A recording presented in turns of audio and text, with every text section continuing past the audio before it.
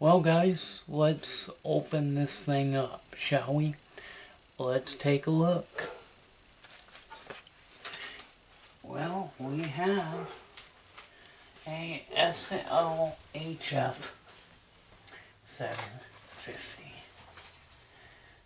Let's open it up. Whoops. Alright, we got my knife here. Take a look at it. Looks like it arrived okay. So far anyway. But the stupid US UPS guy, he set it next to my fence. Oh yeah, that's really good where everybody can see it. They're supposed to put it on the porch. But I guess the guy was too damn lazy to walk to the porch, I guess. People getting lazier and lazier nowadays. People don't have a work ethic anymore. People don't want to work anymore. Just people getting too lazy. Especially the UPS people. Oh yeah, let's just throw it by the fence. Right there in the open. Okay. I'm done bitching about UPS, but okay, here we go.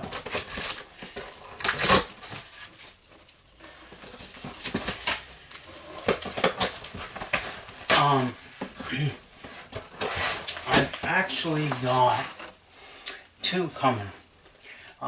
This one is from eBay. There's another 750 that is going to be for repair. Customer, his complaint on it is that it does not power on. But that's going to be in another video. So this is one I got off eBay. I paid $160 for it. So I paid $160 and it'll probably go for around $300. So it'll make me my money back, but I was kind of thinking that I might keep it. Yeah, I might keep it because it's one that I really like. So let's take a look here, guys. Alright, looks like it arrived okay. You know, the great thing about this one is this one actually has a door. So the door was missing on the other one. The one I sold, the last 750 I sold, somebody made a comment on my thing saying that, because they had me saved in their eBay thing, they had me saved as a seller. And they're saying, well, the account's not active anymore. Yeah, that's true. So I had a problem with eBay. They felt that I wasn't selling enough of them, and wasn't making them enough money, I guess. So they suspended me, and they also said that I owed them money. Well, I paid them, and they're still got my account suspended. So I decided, okay, I'm going to open up in a new name. So my new seller name, instead of being Raymond's PCs, now it's the Betamax Man. Okay? So, yes, I will get it set up so I can start selling again. I've been collecting them, getting them, fixing them, collecting them. Gotta get them out the door. So anybody that wants one, let me know. Because I gotta get them out the door. I can't keep them all. I wish I could keep them all, but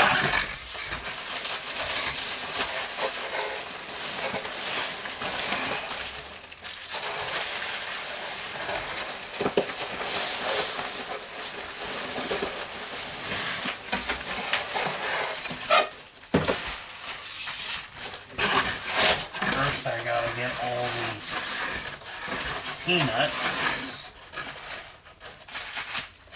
out of the way here.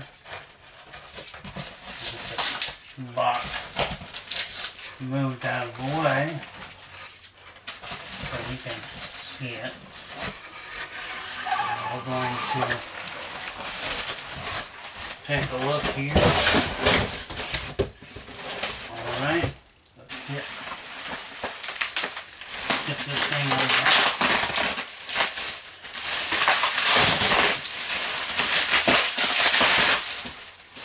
They double wrapped it.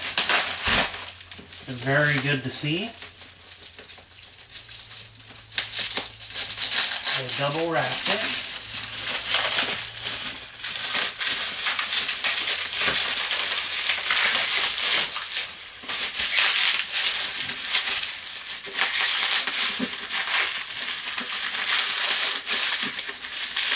Okay, somebody's been in here. It's got the wrong screws on the sides. So, unfortunately, somebody has tampered with this machine. And probably didn't know what they were doing. And that's why they put it on eBay for parts, because they couldn't fix it. So they sold it to me.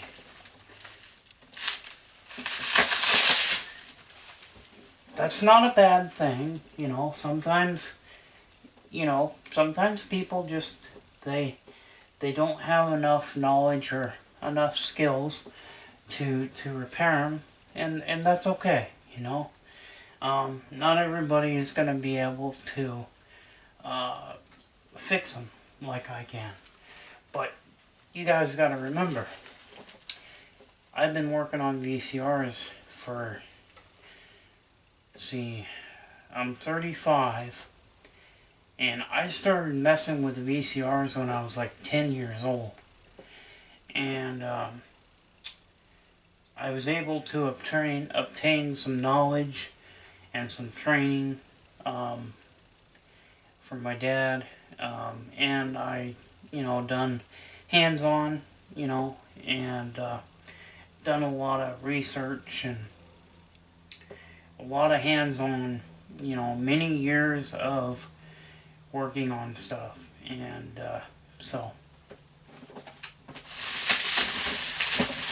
but sometimes when somebody has worked on something and they don't know what they're doing, sometimes they can make it worse.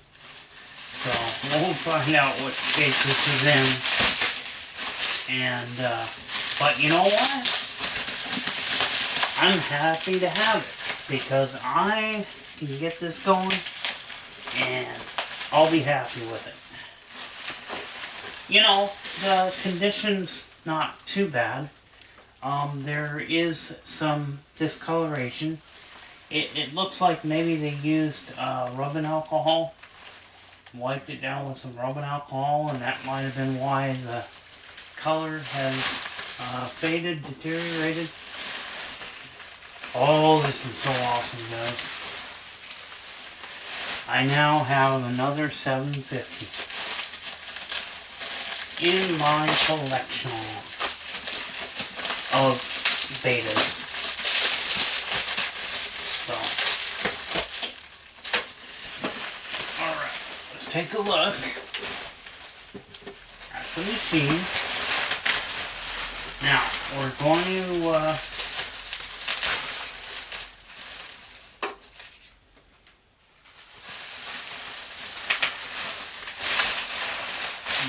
get the thing back into the box. Get the wrapping in the box there. And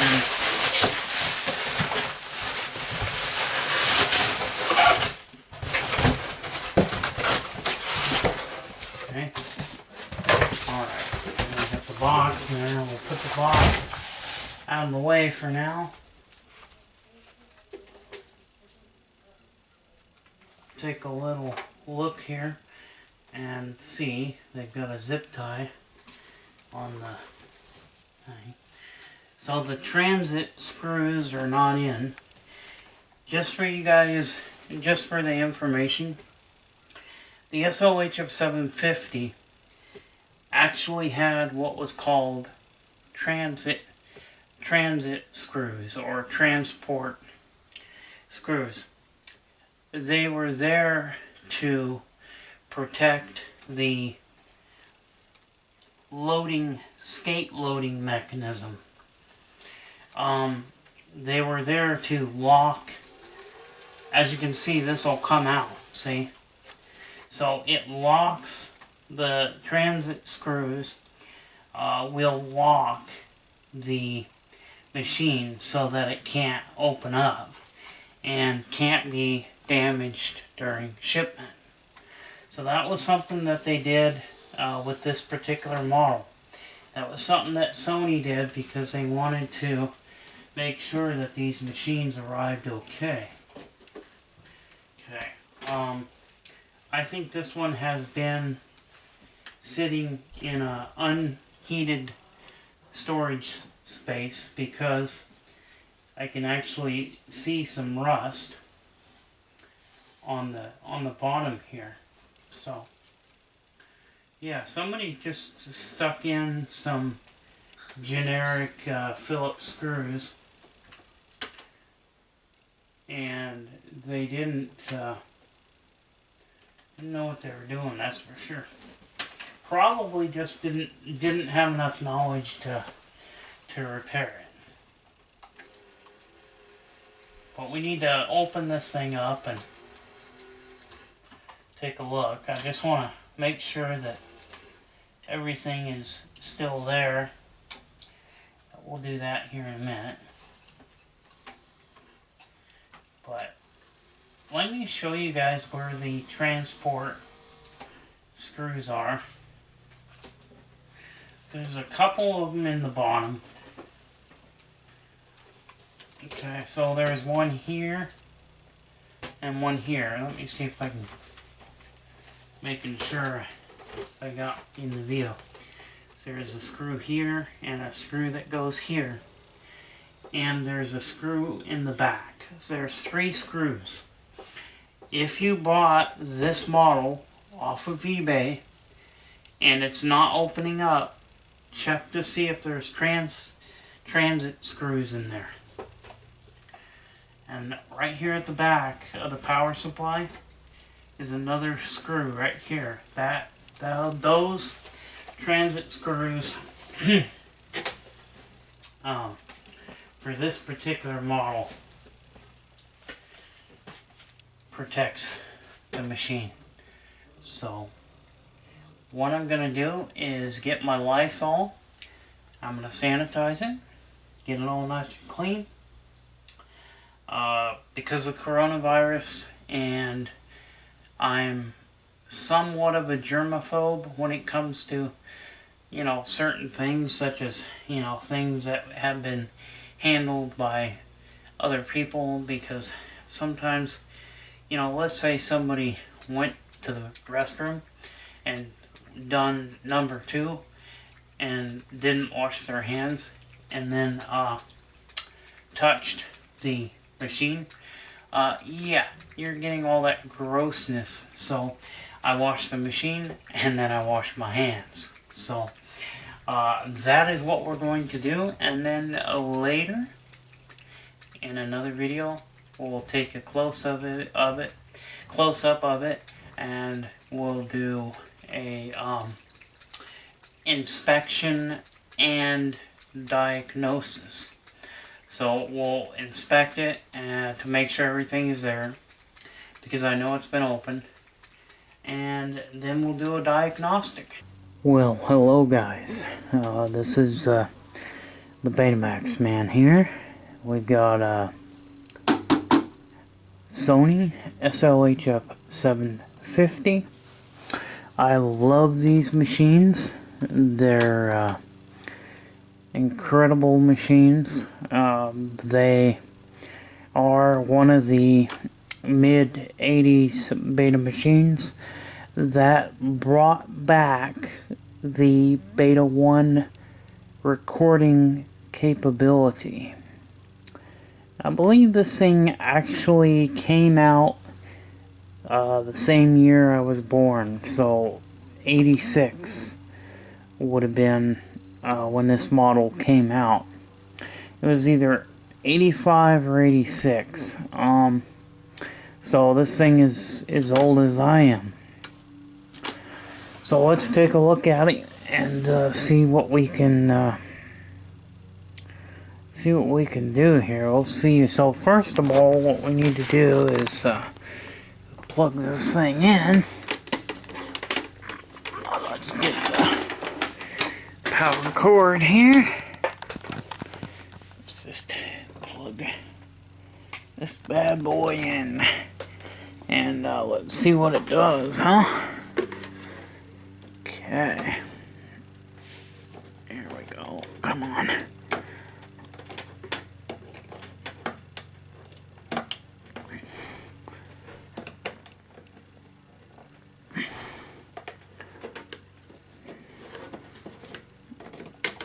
There we go.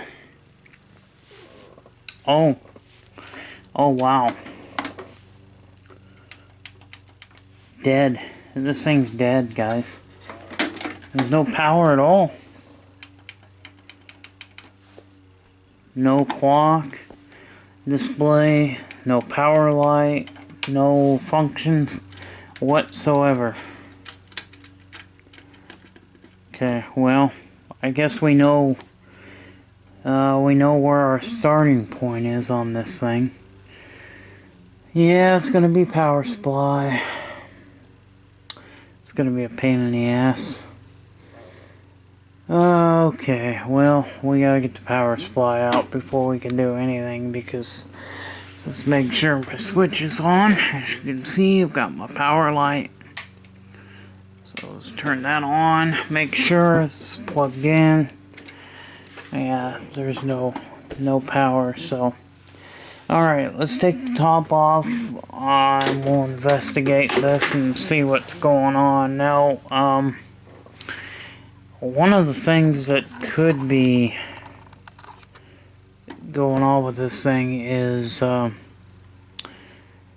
it could be capacitors, could be a regulator, voltage regulator, I see, because sometimes those can go out. But usually when a regulator fails, usually it doesn't affect the whole entire power supply. So might be caps on this one probably, because, well, the thing is with the Sonys, they used ELNA capacitors. Now, for some reason, the ELNA branded capacitors, they always go out. They're always bad every time I see an ELNA cap, or they're on the verge of dying, or they're not working 100%. Sometimes they used ELNAs, Rubicon. Now, Rubicons are okay, but Rubicons are kind of a real cheap capacitor. They also used, so they had ELNAs, they had Rubicons, they had Nichicon, and they also used Sanyo caps. And in fact, the voltage regulator IC on these Sony Betamax machines were actually made by Sanyo. That chip was made by Sanyo. So Sanyo and Sony basically are partners, you know, because you'll find Sanyo parts in the Sony, and sometimes you'll find Sony part in a Sanyo, you know. So that's kind of interesting. So let's get the top off, and we'll see what's going on with this thing. So I've already unplugged it, and we're gonna let the thing sit for a while, because it could, even though, you know, it seems to be dead, the power supply can hold a charge for an hour, half an hour to an hour, so I always just let it be unplugged for about an hour to kind of discharge any, because capacitors, they can hold their charge for quite some time. Let's wait a little while and then we'll go ahead and I'm just going to go ahead and start pulling the power supply out, and by the time I get my power supply out and took it apart, it'll be safe to work on. So now me and the Betamax kitty, we have the power supply out, and as you can see, we've got it took it apart here. So some of the caps I'm seeing here, there are some of the smaller caps are Elnas, which even if those Elnas are not bad, I'm going to replace them anyway, because if they're not bad, they will go bad pretty quickly and pretty soon, because they don't last long. Elna caps are, like I said, they're always bad. It's always good to replace those if you see any of those. Here's some. These are some Rubicon capacitors. I've seen a couple of Sanyo ones as well. So the black ones, those are usually the Sanyos. Here's some fuses. With this particular model, the fuses are actually soldered to the back side of the board, so these don't. The only way to remove these fuses is to unsolder them. So that's kind of interesting. Most of the time you'll see these fuses as removable fuses, but in this case they're soldered to the board. So if we look at the back here, you can see the fuses have been soldered. Okay, so I think this is going to give you some access, a good view of what I'm doing here. So we're going to check out, I'm going to check these caps here.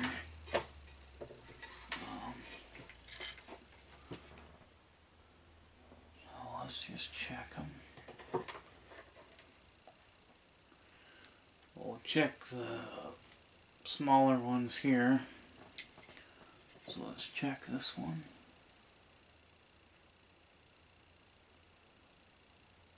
Okay, that one's failed. That's a C7 is bad. So I'm already finding bad ones right off the bat. Okay, C10 is bad. C10 is not open, but it is going bad. Starting to go bad because it's low, registering low on the ESR. So,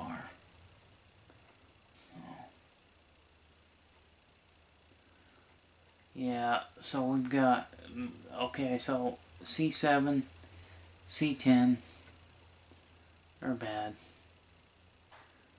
Let's check C9.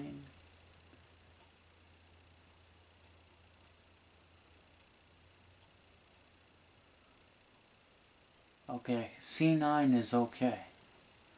So C9 is fine. C2, let's check that one. Alright.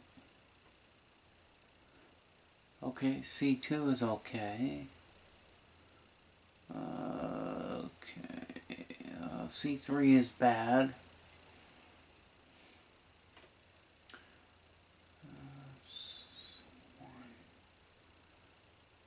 C1 is bad.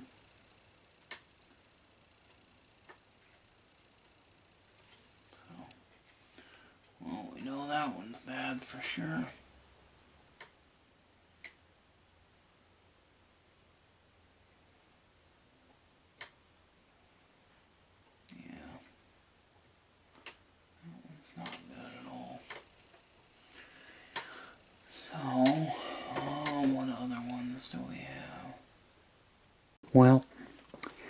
several capacitors later.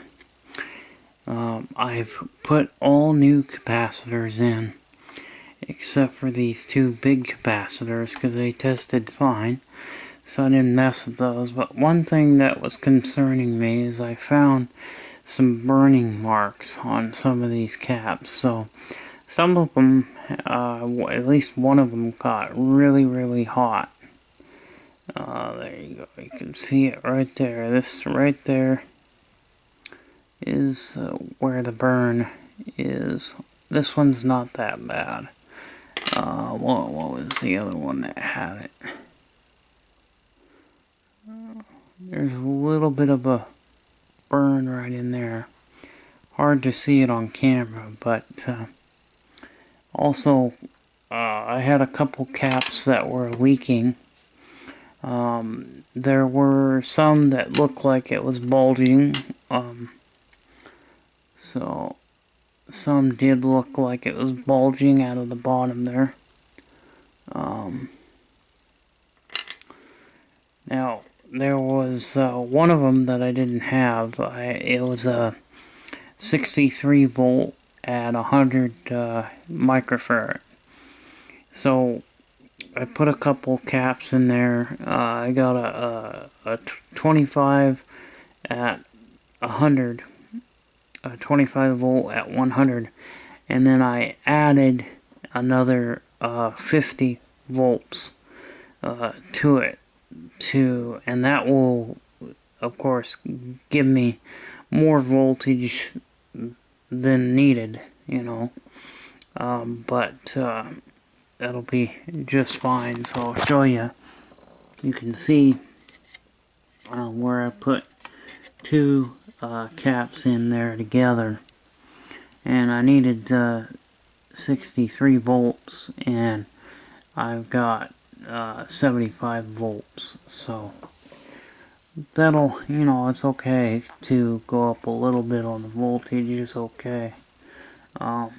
So, you know, I don't recommend doing it, but, you know, I don't have the exact one I needed. So going a little bit high, like 10 volts, going up like, say, 10 volts or 15 volts is not really a big deal.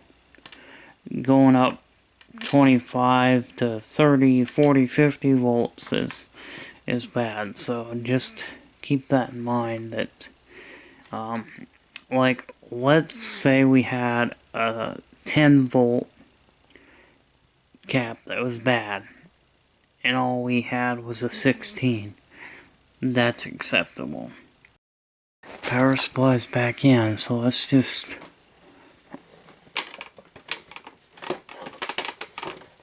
plug it in.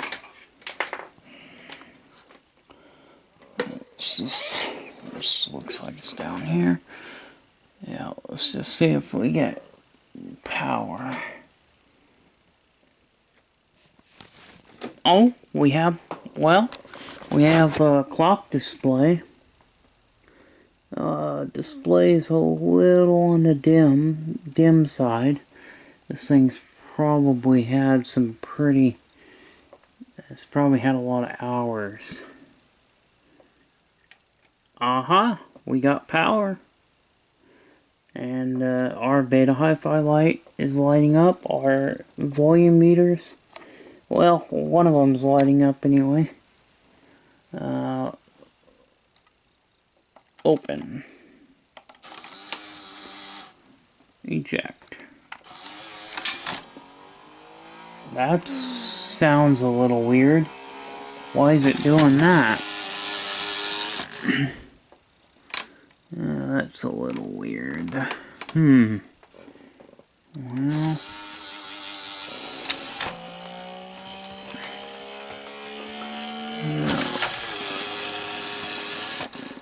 what's that?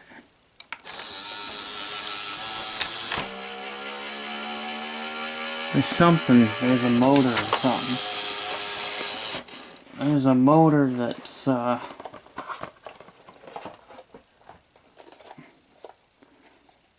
there's a motor that just seems to continue to turn. That doesn't look too good, does it? And that clock display looks dim, so it's definitely got a lot of hours on it. That's one way you can tell if something has high hours on it, is just look at the display. But display is it's dim. It's dim. Let's put a tape in.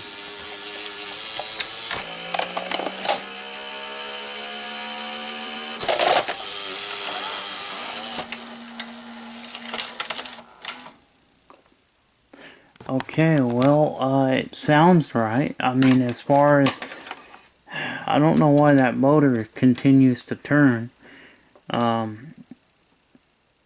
There's a switch or something that's, if I remember right, there's a switch that gets activated when the loading skate, when the skate comes out. There's a switch that tells it to stop turning, and I think there's a switch that's not activating. Okay guys, so it's much later in the day. Just got done eating dinner, and so I've got it hooked up. I decided that I needed to get something to eat before we continued the video. So let's just hit play and see what happens.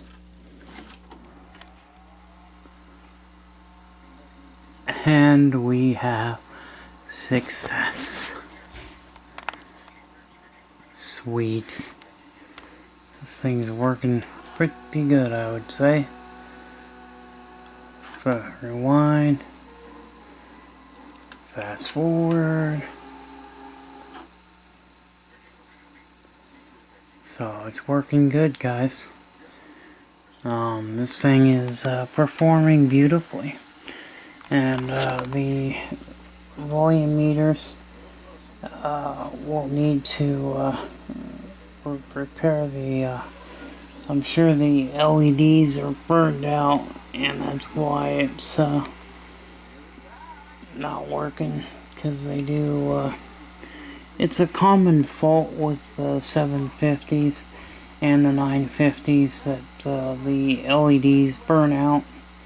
And so we'll have to replace those, or maybe just get, because I do have a parts deck, we can pull one from my parts deck and swap it out, and but maybe it might be better just to put in some new LEDs, so that would probably be a good idea. Anyway, but it's working. I'm gonna be, I don't want to show too much because I don't want to get hit with a copyright. But we've got the volume meters are working, our tape counter is working, reset the counter, so we got rewind.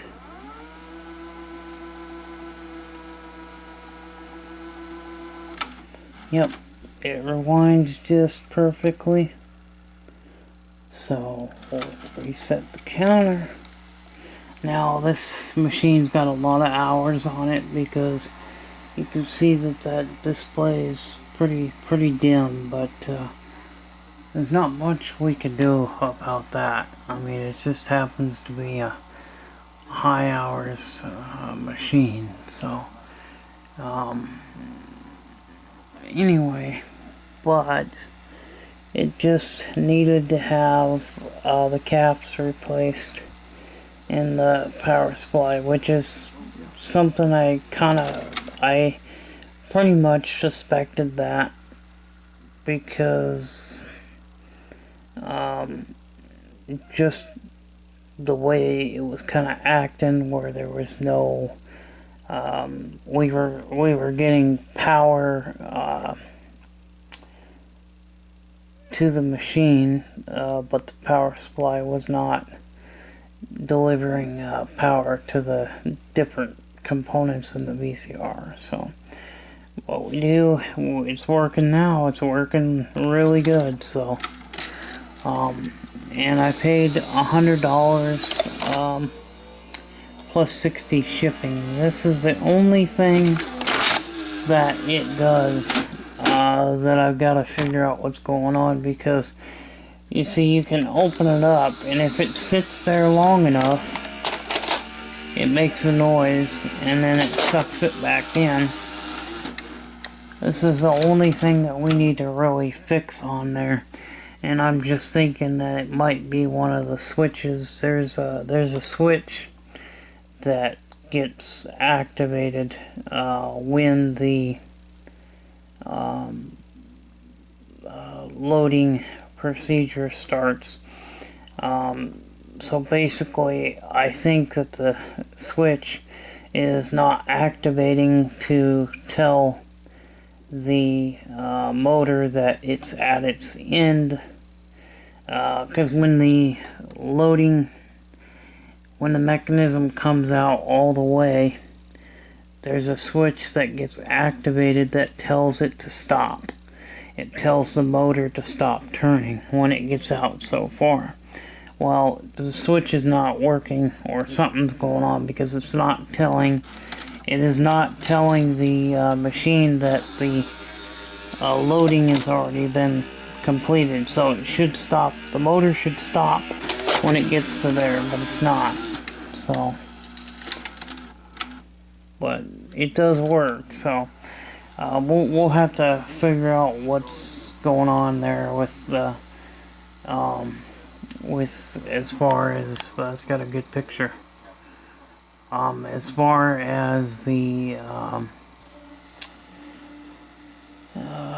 loading motor, because the loading motor is still continuing to run even after the tape is fully ejected. So when the tape is fully ejected, that motor is supposed to stop turning, and it's not. So, but I'm just wondering if maybe that has something to do with the power supply still. That could be something to do with the power supply still. But I'm gonna, we'll clean the switch. We'll investigate that problem on in another video. But at least I got this thing. It's up and running, and I can now use it to play back tapes. And I have some tapes that have been recorded in the Beta 1S, and so you need a player to play that back, and the 750 is definitely, see, it won't respond with it'll open up just fine when you hit eject, but when you hit the switch to go back in, it won't do it. Oh, there it went. But yeah, it's you hit close. Okay, it just takes a while to respond, but yeah. So that's the only problem I'm seeing right now, is just that issue with the loading motor continuing to run even after it's fully unloaded.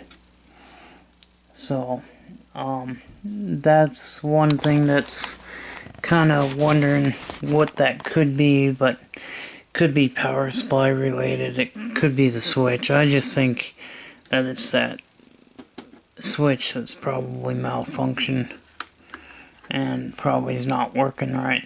So, well, I've got all my settings on we got Super Beta off or on.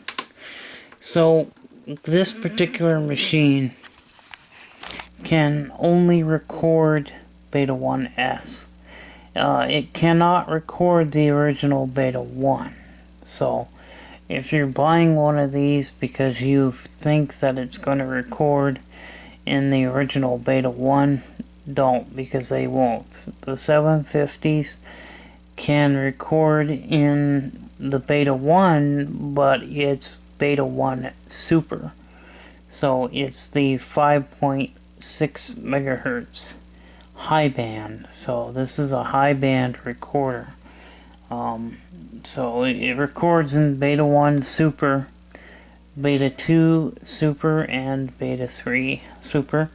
You can turn the Super Beta off, and you can make regular Beta 2 and 3 recordings. Even if you have the Super Beta switch in the off position and you go to Beta 1, even though that Super Beta switch is off, it's still going to record in Beta 1S, because I've already tried that.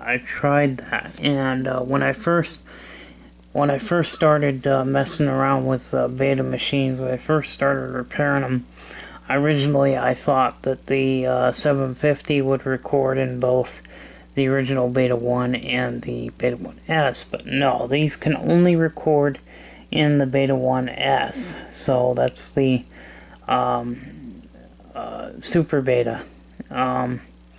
There's one that obviously is the next step, which is super high band, which is I mean, both the 750 and the 1000s are high band recorders, but only the 1000 has that additional extra bit of sharpness, because the 1000 has the 5.6, which is what this will record at, but the 1000 has the 6.0 megahertz, which is the SHB, which is super high band. So the 1000 can record in super high band or the Beta 1S, because there's Beta 1, there's Beta 1S, and Beta 1 SHB. Now the 1000 can record in both Beta 1S and Beta 1 SHB. The 1000, same thing. You cannot record the original Beta 1 with the 1000 either. So, anyway, now that I actually have another 750, and I can put this into my collection of personal betas, and this beta machine will be going into the cabinet there, because I am going to be using this 750 as a playback deck, because this will play back, even though this will only record in the Beta 1S, it will play back Beta 1 super high band tapes. It does not record in that super high band, but it will play it back. So that is the cool thing about, if you've got a player that will play back Beta 1S, that they will play back the super high band as well. However, it will, I don't think that it will play it back as 6.0. I think it downgrades to 5.6, so that much I'm not 100% positive on, but I do know that you can put a 6.0 megahertz recorded tape in the 750 and it'll play just fine. So that is one thing I don't know. Is it going to be playing it back in that 6.0 megahertz, or is it playing it and downgrading it to 5.6? So that's kind of a mystery. I don't know that, but yeah. So this is a pretty neat machine, and pretty nice little machine. It's gonna look good up there it's gonna look good underneath the 1000 there. So no, this 750 is not going to be for sale. Maybe, it depends. If I can get my other 1000 to work, because the other 1000 that I have had a problem with one of the integrated circuits. So one of the IC chips actually failed, and so getting another 1000, you know, to get a part for that thing is going to be hard to find. And you know, hopefully one of these days I can find the part that I need to fix the other 1000. But for right now, I think the 750 is going to be do just great job at playing back those tapes that I have recorded in that Beta 1 S or Beta 1 SHB. So it'll play those back, and this thing will get a lot of use, because now obviously a machine that has a lot of hours on it, I'm wondering about, okay, what are those heads like? You know, are the heads gonna need to be replaced? Probably, because judging by how dim that display is, I think this is a very high hours machine, unfortunately. But at least it does have the door. So having that front door is definitely nice, because a lot of them that you see on eBay for sale do not have the front door. Usually the front door is always missing on these things. So it just seems like the last one or two of them that I've had, the door's missing. And of course, you know, I don't have a door, so even if, so anyway, but I've rambled on long enough, and hopefully you guys have enjoyed this video and getting this thing up and operational. And again, you know, I do have a 750 parts deck, and maybe what I'll do is I might just swap out the heads if I need to. You know, if I've got to swap out the video heads, you know, that might be something that I'll have to do. So anyway, I hope you guys enjoyed the video, and I hope you guys enjoyed seeing me work on this beast of a machine. These things were built like a tank. They were built very well, and I don't even think Sony thought that they would last as long as they have. You know, I mean, obviously this one didn't last very long because it had a power supply failure, but what I'm saying is that most of these beta machines, there's a lot of the 750s that are for sale on eBay that are still working. So there's a lot of 750s out there that are still working. Now, they're kind of a hard one to get. They do come up on eBay, you know, from time to time, but usually the people want ridiculous prices. Even paying $100 for this was a little high, because it didn't work. I mean, the power supply, as you've seen, was completely dead. So I don't know. I just think that, you know, some of these people on eBay, they think that just because it's a certain model that they got a gold mine, you know, and it's worth, you know, hundreds of dollars. And I mean, there's a guy on eBay right now trying to get $1,500 for his, and I'm like, really? $1,500? Are you crazy? And I think it was from the UK. I think it wasn't the 750, it was the 950. But it was like, yeah, it was a PAL CCAM machine. These are NTSC. the only difference between the 750 is in the 950 is, okay, yeah, the 750 is NTSC and the 950 is PAL and CCAM. And the one good thing about the 950 is that the 950 actually has flying erase heads. So I don't know why Sony never put those on the 750. Like, why didn't the 750 get a set of flying erase heads? You know, so that's kind of irritating. I kind of annoyed by that factor.